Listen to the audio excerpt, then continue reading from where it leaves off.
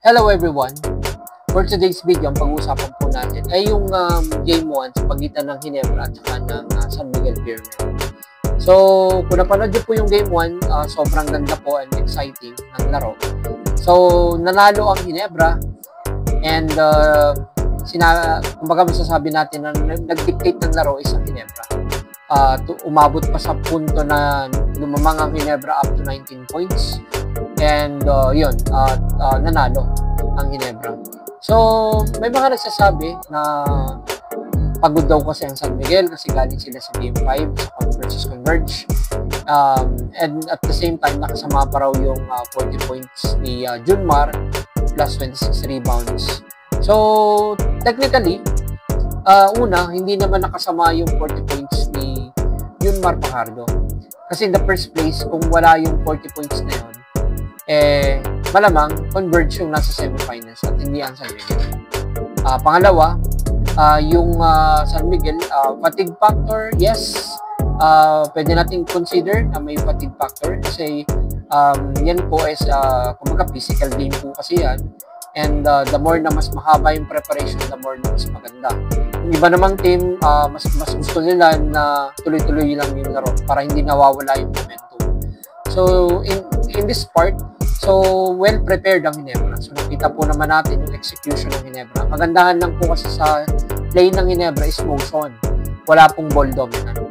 So sa San Miguel, of course alam naman natin kung ano yung plays ng San Miguel. So more on pag ini-import, talagang first option talaga nila is si Junmar Fajardo. So susubukan nila na ilagay sa post si Junmar Fajardo. Tapos pag hindi kaya ni Junmar, kick out. So, pero hindi na natin may kakailangan. Nandiyan din naman si CJ Perez na talaga namang parang walang malas na laro nga to si CJ Perez. So, lagi siyang nandyan para sa San Miguel. So, ganun pa man, binulat ng Ginebra ang San Miguel kasi natalo nga. And yun na, so masasabi natin na yung preparation ng Ginebra dahil mahaba is talagang inaral nila kung ano yung execution ng San Miguel. So, nakikita nila, and then at the same time, nag-scout, may mga scouting report at mismo si Coach Tim Cone yung pumupunta sa venue para panoorin lang yung laban ng Converge at saka ng San Miguel Beermen. And nakatulong kasi nakikita nila kung paano gumalaw ang Beermen. Yung rotation, ano yung ginagawa niya ng plays. So, kabisado ni Coach Tim yan. So, nangyari po, and at the same time, isa sa mga masasabi natin na nagpanalo sa Ginebra is yung team effort, of course. So, dahil motion yung laro nila, yung triangle offense, so nakikita naman po natin sino-sino yung mga nag-contribute. Yung contribution po kasi ng scoring is kalat. So, Justin Brownlee, 33 points. Stephen Holt, ito yung breakaway game ni Stephen Holt, 30 points. Samahan mo pa ng 8 rebounds, 4 assists. So, nandyan din po yung RJ Abarientos, yung rookie. Though 13 points yung ginawa niya, kung nakita niyo po kung paano siya mag-timon at saka mag-distribute ng plays, plus yung mga assist niya na para mga Steve Nash na assist, diba? Plus yung MVP natin na si Scottie Thompson. 10 points, pero yung rebounds, hustle, to the point na meron ng steal pa si Scottie Thompson kay Terrence Romeo, tapos nag-fast break, and yun nga, na-whistle dunk nga ni Stephen Holt. So, momentum is talagang sobrang ganda ang ginawa ng Ginebra. Plus, yung Mabrikahan Misi, di ba? John Pinto. So, si Nards Pinto, late niya na lang pumasok, pero nakita niyo naman yung parang 3 beses din po yata nag 3 points si John Pinto. So, and isa pa, si Justin Brownlee, of course. So, imagine, si Justin Brownlee po ay 5 out of 5 sa 4 points area. Bago siya nag-mintest, so 5 out of 6 siya all in all. Imagine yung 5 out of 5 is sobrang taas nun, 100% yun. Plus, yung equivalent nun is 20 points agad. So, nakita naman po natin kung gaano kadikit yung laro. Ito nga lang, bigla nag-explode nga lang si Justin Brownlee ng mga 4-point shot. And then, yun nga, parang nagagamay na din talaga ni Justin Brownlee itong 4 points. And, ayun, isa yun sa mga makikita natin na nagpalamang ng gusto sa Ginebra. So, kaya ang nangyari is parang ang San Miguel, hindi na nila malaman kung saan manggagaling yung scoring. Kasi nakita naman na nila na itong Stephen Holt, nandyan din yung Justin Brownlee na talagang ayaw mag-test. So, kaya nalilito rin yung San Miguel. And nakakagulat, of course, though ang Ginebra is star-studded din, pero ang San Miguel is star-studded plus balance pa yung lineup. Kasi kung titingnan niyo po yung front line ng San Miguel, nandiyan si Junmar Fajardo, nandiyan si Mo Tautua, yung import niya is malaki din. So yung front line ng San Miguel ay malakas. Tapos yung backcourt ng San Miguel, Terence Romeo, CJ Perez, Jericho Cruz, Chris Ross, lakas, Lassiter. So talagang kompleto, at the same time balance. Tapos yung Ginebra naman is may mga malalakas din na players pero hindi nga balance. Kulang tayo sa big man. Imagine sino lang ang naglalaro big man ng Ginebra. Japet Aguilar. Tapos yung si Jody Mans, hindi pa masyadong kondisyon. Pero naka 8 points si JDV. Tapos yung next si Justin Brownlee na. Ang nangyari nga lang is na-maximize ng Ginebra yung talent nila pagdating sa backcourt. Kasi Stephen Holt, RJ Abarrientos, Scotty Thompson, Maverick Hanmisi, tapos yung Nards Pinto.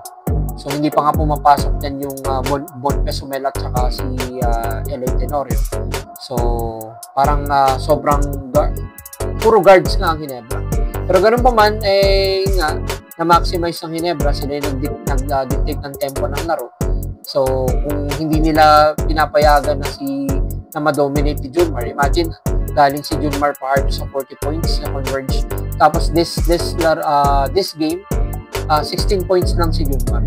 So medyo adjustment ng coaching staff, most likely sa defense, is na-implement naman nila, kaya sila na. So ganun pa man, alam naman natin ng San Miguel is bumabawi talaga yan. So yan, ano pa yung pagiging star-studded ng San Miguel, hindi nila gagawin. So expected natin na magpapakita ang San Miguel ng siguro mas aggressive pagdating sa defense at the same time sa offense. So kung sino lang din talagang makauna, kung sino ang may magandang production pagdating sa outside shooting, sa bench, most likely sa bench. So yun siguro ang mag-dictate ng tempo. Kasi dyan po kasi is walang safe na lamang. Kaya lang, pag nalamangan ka rin ng more than 15 points, siguro is may lapses sa defense at the same time maghahabol ka rin. Maghahabol ka rin ng points. Nakakapagod yun. Lalo na galing sa kumbaga sa game 5 yung San Miguel. So anyways, ganun pa man ay babawi ang San Miguel na inaasahan po ng Ginebra yan. And pero of course, yung Ginebra is magpe-prepare din sila. Kung kaya naman pong kuhanin ng Ginebra yung 2-0 lead, then gagawin po nila yun. Pero kung expect nila na talaga yung San Miguel babawi, tinambakan na ang Ginebra ng 49 points nung elimination nga tayo. So 49 points. Pero ganun pa man is itong laro na to, itong playoff, hindi na magmamatter kung ano yung lamang. So even 50 points yung lamang mo or ang lamang mo is 1 point. So ang binibilang po kasi dyan is yung laro na. Ilan yung pinanalo mo. So I believe best of 7 semifinals po ito. So malayo-layo pa to na laro. And aasahan po natin yung mga mas intense. Knowing San Miguel, hindi po yan basta-basta give up. So kahit po sister team po yung Ginebra at saka San Miguel, ay wala pong bentahan ng laro yan. So imagine niyo is ang pinaglalaban nila is yung championship ring, yung of course yung bonuses na ibibigay sa kanila ni RSA at ni Al Francis Chua. At the same time, ang hinahabol din po ngayon, ang hinahabol din ni Justin Brownlee is ma-break yung record din po ni Sean Chambers na import, kasi tie sila sa 6 championship. So pag nakakuha ng championship ulit si Justin Brownlee, siya na yung winningest import sa PBA. Bukod sa tinatawag na nga rin siyang greatest of all time, so kailangan niya rin pong patunayan. pagdating sa championship, marami rin siyang na-contribute or naibigay sa Ginebra. Pero yun, si Justin Brownlee habang tumatanda, gumagaling. So, yan po yung masasabi natin. So, yung mga nagsasabi na matanda na po si Justin Brownlee, pero nakita nyo naman kung gaano ka mentally and physically prepared si Justin Brownlee. So, sobrang disiplinado siya pagdating sa kanyang pangangatawan. So, yun lang for today. And, babawi po ang SMB, pero paghahandaan po yan ng Ginebra.